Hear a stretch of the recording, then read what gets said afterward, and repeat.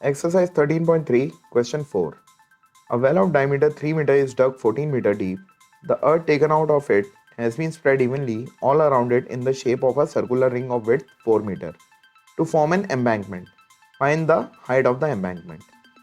तो इस तरीके की एक सिचुएशन है, ये आप ग्राउंड लेवल समझिए। जो हमने ये एक शेडेड ग्रेइश कलर का पैरेललोग्राम बनाया है, इसको आप ग्राउंड लेवल समझिए।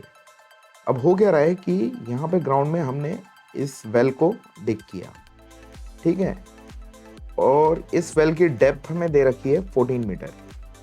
तो मैं एक एक करके इसको लेवल करता हूँ। ये हाइट है, दिस इज 14 मीटर।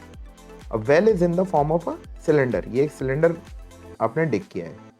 तो आपने इसको डिग किया है, तो इसमें से जो अर्थ निकली है यानी मिट्टी निकली है, उसकी वॉल्यूम हमको बताया कि volume of mud will be equal to volume of this cylinder, ठीक है। और वो जो मिट्टी निकली है उसी से आपने क्या किया है, एम्बैंकमेंट बनाया है। एम्बैंकमेंट कुछ भी नहीं होता है, डोली होती है। अगर आप लोगों ने कभी कोई वेल देखा है तो ऐसा नहीं है कि ज़मीन में वेल खुदा रहता है कि कोई चलता हुआ आया और ध्यान नहीं गया वेल में गिर गया, ऐसा नहीं होता है। आपको दिखेगा कि वेल के आसपास एक डोली बनी रहती है, उस डोली को एम्बैंकमेंट बोल रहे हैं यहाँ पे, ठीक है। और वो डोली किससे बनाई है, इसी मिट्टी से बनाई है। तो हमको ये मालूम पड़ गया कि वॉल्यूम ऑफ वेल, ये एक रिलेशन हमको समझ में आ गया कि volume of the well is equals to volume of mud that we have taken it out from it. और वो मड से ही हमने एम्बैंकमेंट बनाया, तो volume of mud will be equal to volume of embankment. आपको ये रिलेशन मालूम पड़ गया। अब मड में आपको इंटरेस्ट नहीं है, volume of well is equals to volume of embankment. इस को आप लेके चलोगे, is equals to volume of embankment. अब आप देखिए वेल जो है वो है सिलेंड्रिकल, ये एक सिलेंडर के शेप में है वेल। तो यहाँ पे हम लगाएंगे volume of cylinder is equals to volume of embankment. और ये एम्बैंकमेंट क्या है, ये एक हॉलो सिलेंडर है। देखिए आप अगर इसका टॉप व्यू देखेंगे तो आपको दो कॉन्सेंट्रिक सर्कल दिखेंगे, एक ये और एक ये। तो ये volume of cylinder is equals to volume of this hollow cylinder जिससे कि आपने एम्बैंकमेंट बनाया है, ठीक है। अब वॉल्यूम ऑफ सिलेंडर वो होता है पाई आर स्क्वायर एच। तो देखते हैं यहाँ पे हमने इसको, मेरे को let me use another colour pen. तो ये हाइट या depth of this well is 14 metre, ठीक है ना। ये हमको ये दे रखी है। लेट्स सी कि इसकी रेडियस कितनी दे रखी है, डायमीटर है 3। तो हमको ये मालूम पड़ गया कि इसकी रेडियस टॉप से ले लो या बॉटम से ले लो, रेडियस हो जाएगी डायमीटर की half, which is R is equals to 3/2। तो ये इसके दो डायमेंशंस मिल गए हमको सिलेंडर के, पाई आर स्क्वायर एच, आर भी है और एच भी है। अब आते हैं हम हॉलो सिलेंडर। पहले बात करेंगे हम हॉलो सिलेंडर की वॉल्यूम कितनी होगी। हॉलो सिलेंडर की वॉल्यूम क्या होती है, volume of outer cylinder minus volume of inner cylinder. चलिए उसको भी लेवल कर लेते हैं। यहाँ पे तो लगा देंगे हम पाई आर स्क्वायर एच, और यहाँ पे लगेगा volume of outer cylinder minus volume of inner cylinder, ठीक है। ये लगेगा आउटर सिलेंडर की वॉल्यूम क्या होगी, let's level these things as well. जो जो हमको फाइंड आउट करना है और जो जो गिवन है, एक तो ये दे रखा है, 1 सेकेंड, ये रेडियस 3 है, तो यही रेडियस यहाँ पे भी 3 होगी, ठीक है। ये वही रेडियस है, R small R is equals to 3/2, I am sorry, ये रेडियस 3/2 दे रखी है, डायमीटर 3 दे रखी है, तो रेडियस 3/2 होगी। और हमको क्या दे रखा है कि width 4 metre to form an embankment.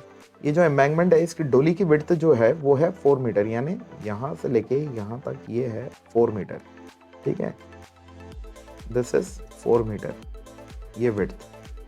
तो इसकी आउटर रेडियस जो है सिलेंडर की वो होगी ये, यहाँ से लेके यहाँ तक, यहाँ तक। और ये कितनी होगी, ये इनर रेडियस, एक मिनट, ये इनर रेडियस प्लस ये विड्थ जो कि 4 दे रखी है। तो कैपिटल रेडियस बोल देता हूँ मैं इसको, आउटर सिलेंडर की रेडियस को, ये हो गई कैपिटल आर, यहाँ से सेंटर से लेके कॉर्नर तक। तो ये हो जाएगी 4, जो कि इसकी विड्थ है, ये 4 है और ये 3/2 है। तो 4 + 3/2 हो जाएगी, है ना। जो कि 4 + 3/2 क्या होता है, 3/2 इज 1.5, 5.5 हो जाएगी ये। इसको आप फ्रैक्शन में अगर रखना चाहते हो तो 5.5 इज 11/2 हो जाएगी। एलसीएम लोगे आप देखो तो ये हो जाएगा 4 2 8, 8 + 3 इज 11, 11/2 मीटर, और ये भी 3/2 मीटर। अब इसको लेके आप बड़ी आसानी से काम कर सकते हो। ये हाइट हमको फाइंड करनी है इस डोली की, इस एम्बैंकमेंट की, या इस हॉलो सिलेंडर के हमको हाइट फाइंड करनी है। इसको h, हमने इसको भी h बोला है क्या, तो इसको h1 बोल देते हैं, इसको h2 बोल देते हैं। हमारा h2 अननोन है, ठीक है। अब हमारे पास सारी डायमेंशंस आ गई है, लेट अस अप्लाई दोस। तो ये हो जाएगा पाई,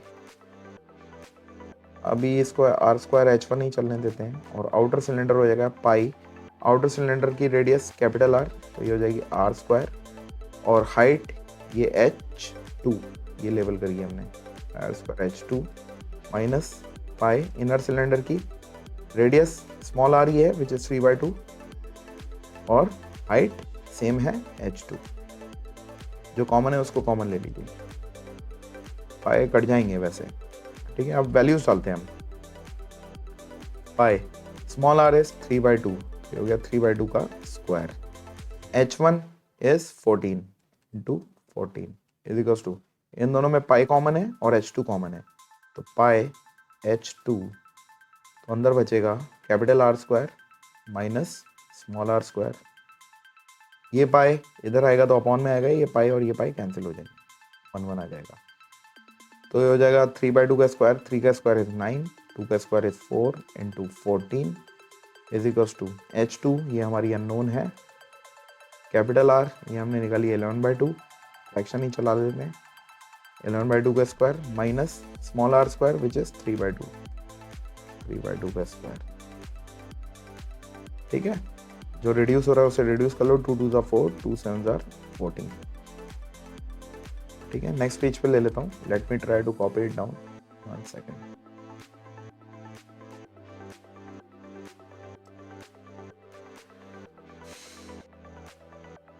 okay that's it, we have it.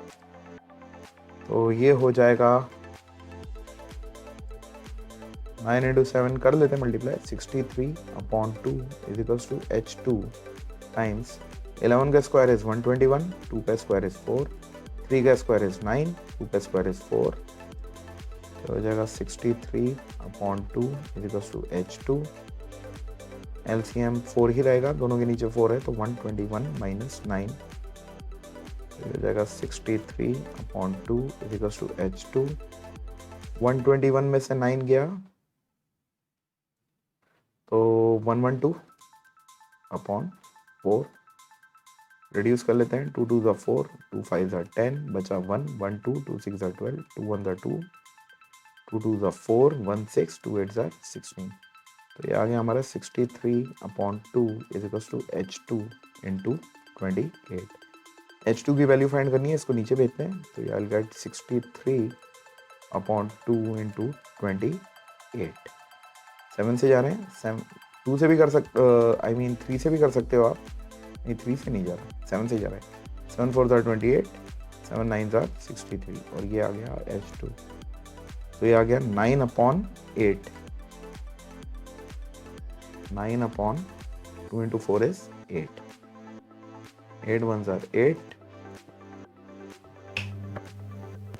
8 1 ज़ा 8, बचा 1, पॉइंट लगाया 10, फिर 8 1 ज़ा 8, बचा 2 2 0, 8 2 ज़ा 16, बचा 4 4 0, 8 5 ज़ा 40, so height of this embankment is 1.125 meter.